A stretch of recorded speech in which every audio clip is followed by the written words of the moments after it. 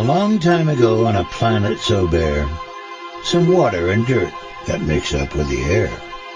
Some sand and some rocks to make it just right. The stage was all set in the deep of the night.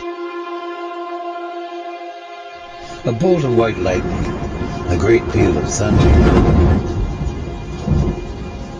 and suddenly there was a marvelous wonder. The rocks yielded metal, the sand turned to glass, and as the years flew, a new thing came to pass.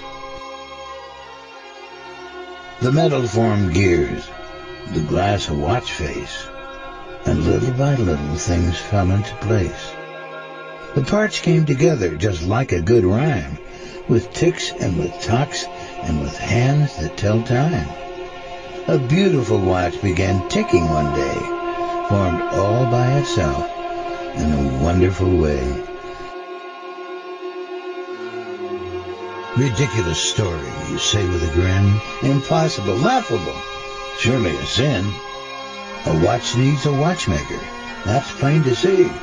A designer and builder that makes it for me.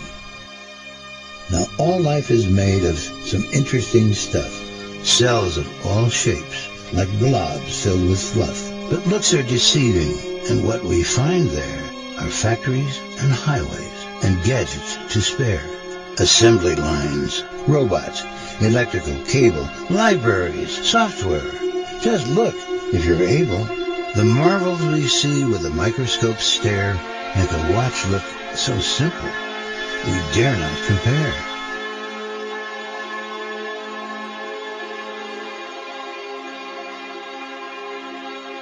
Now the doctors from Oxford say cells came by chance, from goo down to you, in a beautiful dance.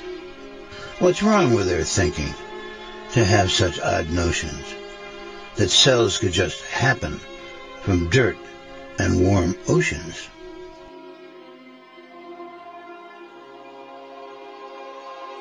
A cell and its wonders amaze all who see, and a cell like a watch by chance cannot be. Those cells can build hummingbirds, agile and free, bumblebees, snails, my backyard oak tree. A woodpecker built with a jackhammer nose, lightning bug, monkeys, a beautiful rose, and beetles with bombs that give frogs a surprise, chameleons with camouflage, and some weird eyes.